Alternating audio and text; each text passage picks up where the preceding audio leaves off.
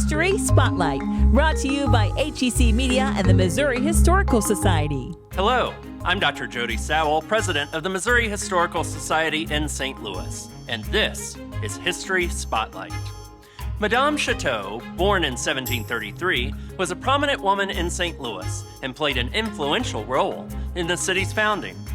So influential, in fact, that she became known as the Mother of St. Louis.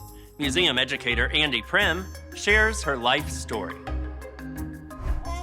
What better way to celebrate Mother's Day than with a look at St. Louis's own founding mother, Marie Chouteau. Born into a modest Creole family in New Orleans, Marie went on to become the most powerful and influential woman in colonial St. Louis.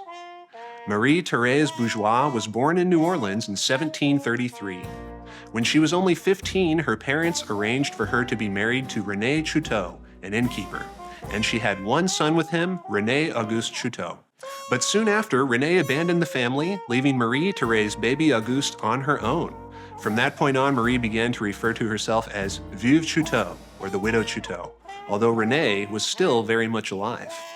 In 1755, Marie met Pierre Leclerc, a French immigrant who had come to the New World to seek his fortune in the fur trade.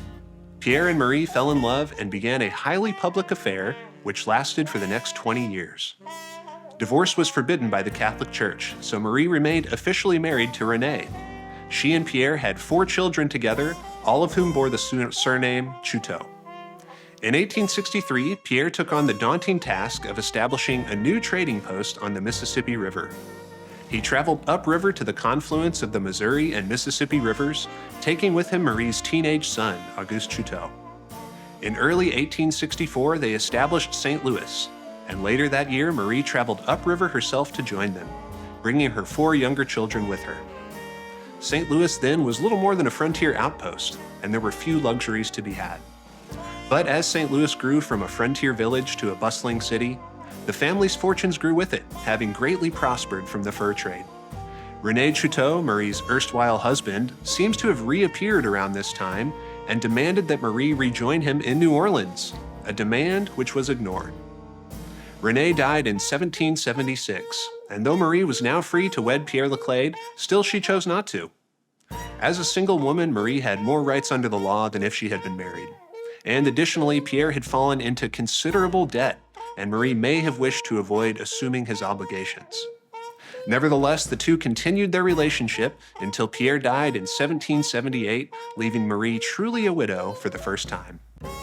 Yet her family continued to prosper, and Marie wielded considerable influence throughout the rest of her life.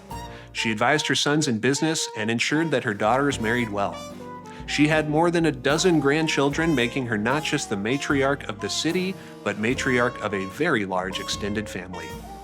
Marie remained active in local society and politics until her death in 1814. I hope you'll join me in wishing a very happy Mother's Day to the mother of St. Louis. Next week on History Spotlight, a daredevil pilot takes on a daunting feat. To learn more about the Missouri Historical Society, visit mohistory.org.